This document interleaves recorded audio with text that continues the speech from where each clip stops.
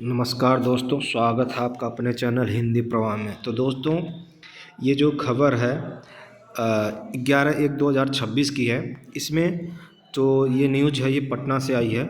चलिए इसको हम विस्तार से जानते हैं। TRE 4 में प्रश्नों का स्तर रहेगा कठिन, पहले से अधिक तथ्यात्मक प्रश्न पूछे जाएंगे। यानी कि तथ्यात्मक मतलब कॉन्सेप्ट आपका तैयार होना चाहिए। किसी भी चीज़ रटे रटाए हुए प्रश्नों को आप हल नहीं कर पाएंगे। ठीक है, कहने का यही मतलब है। चलिए इसको देखते हैं क्या कह रहा।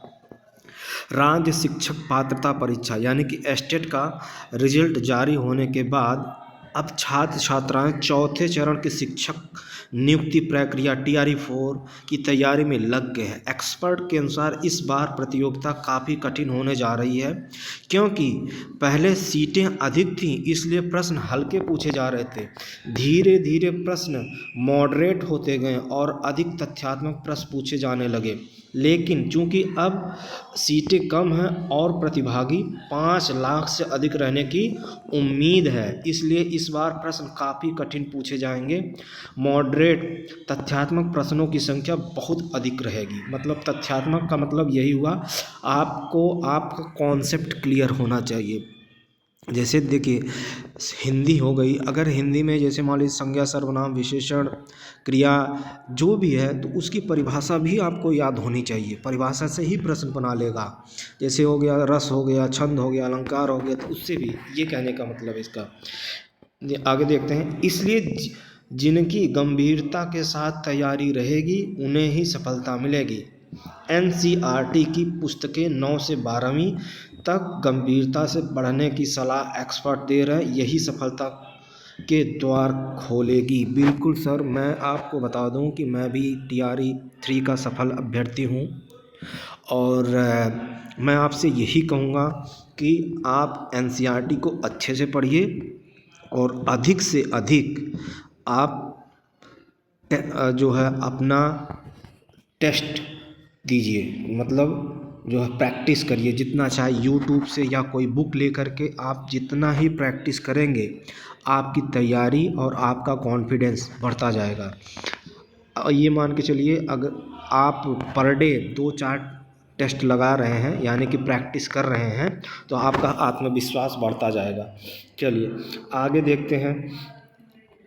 पटना ट्रेनिंग कॉलेज के पूर्व प्राचार्य प्रोफेसर आशुतोष कुमार बताते हैं कि रीजनिंग और टीचिंग एप्टीट्यूड की फैक्टर रहेगा, उस पर अधिक ध्यान देने की ज़रूरत है। करंट इवेंट यानी कि करंट अफेयर 2025 तक के पढ़ लें। एक्सपर्ट राजकिशोर दुबे बताते हैं कि हर बार TRE का स्तर कठिन होता जा रहा है। NCERT पैटर्न पर स्तरीय प्रश्न पूछे जाएंगे जो समझ पर विकसित होंगे। कुल 150 अंकों का पेपर रहेगा। 30 अंक भाषा से पूछे जाएंगे, यह क्वालिफाइंग होगा। 30 अंक जो रहता है वो क्वालिफाइंग होता है। बाकी 120 अंक से मेरिट लिस्ट तैयार होगी। इसमें GS 120 में से 40 और GS के 40 प्रश्न और विषय से जो आपका सब्जेक्ट रहेगा उसमें से 80 अंक पूछे जाएंगे। ठीक, मुख्य विषय में NCERT की पुस्तकें ही अधिक कारगर होंगी जो स्कोर को बढ़ाएंगे। इसके अतिरिक्त पूर्व के प्रश्नों से प्रैक्टिस करना ठीक होगा। वही मैंने भी बताया कि आप जितना प्रैक्टिस कर सकें प्रैक्टिस करिए। ठीक है, प्रैक्टिस से ही आपको सफलता मिलेगी। चलिए यहाँ पे देखते हैं।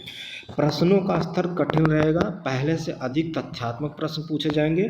NCERT की पुस्तकें 9वीं से 12वीं तक पढ़ना सफलता के लिए आवश्यक।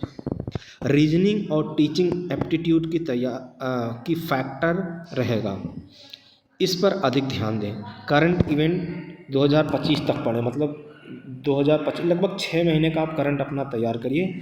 ठीक है, यही बताया। कुल 150 अंकों का पेपर रहेगा जिसमें 30 अंक भाषा से पूछे जाएंगे, मतलब क्वालिफाइंग। 30 में से आपको 9 नंबर लाने होंगे क्वालिफाई करने के लिए। बाकी 120 अंक मेरिट लिस्ट तैयार होगी, मतलब 120 अंक जो रहेंगे उससे आपकी मेरिट लिस्ट तैयार की जाएगी। ठीक है, और जिसमें देखिए 40 जो है GS मुख्य विषय से, 80 अंक जो है प्रश्न रहेंगे। मुख्य विषय में एनसीईआरटी की पुस्तकें ही अधिक कारगर रहेंगे। पूर्व के प्रश्नों से प्रैक्टिस करना ठीक होगा। मेरी सलाह मानिए, आप देखिए, सफलता का एक ही राज होता है, अभ्यास। आप जितना अपने विषय को लेकर के किसी भी सब्जेक्ट की अगर आप तैयारी कर रहे हैं, तैयारी 4 में मान लीजिए अगर हिंदी से हैं आप, तो जितना अधिक से अधिक दिन भर में आप प्रैक्टिस लगाएंगे, उतने ही आप सफलता के नज़दीक पहुंच जाएंगे। अगर आप प्रैक्टिस नहीं किए हैं, आप कितना भी पढ़ लीजिए, आप हमेशा दुविधा में रहेंगे कि होगा कि नहीं होगा। अगर आप प्रैक्टिस रोज़ कर रहे हैं तो आपको ये पता चलेगा कि मेरी तैयारी कहाँ तक है, कहाँ मैं गलती कर रहा हूँ। जिस भी टॉपिक पे आपकी गलती हो रही है उसको आप दोबारा तैयार कर लीजिए। यही होता है तैयारी करने का तरीका। आप ज़्यादा से ज़्यादा प्रैक्टिस करिए। प्रैक्टिस में जहाँ गलतियाँ हो रही हैं उस टॉपिक को उठाइए, यूट्यूब से या और कहीं से भी आप उस टॉपिक को क्लियर करिए, फिर प्रैक्टिस लगाइए। देखिए धीरे धीरे आप जो है परफेक्ट होते जाएंगे और आपको सफलता मिलेगी। तो दोस्तों, इस वीडियो में इतना ही, बाकी अगले वीडियो में। और दोस्तों, अगर आप इस चैनल में नए हैं तो प्लीज़ वीडियो को लाइक और चैनल को सब्सक्राइब करिएगा। मिलते हैं अगले वीडियो में, तब तक के लिए धन्यवाद। जय हिंद।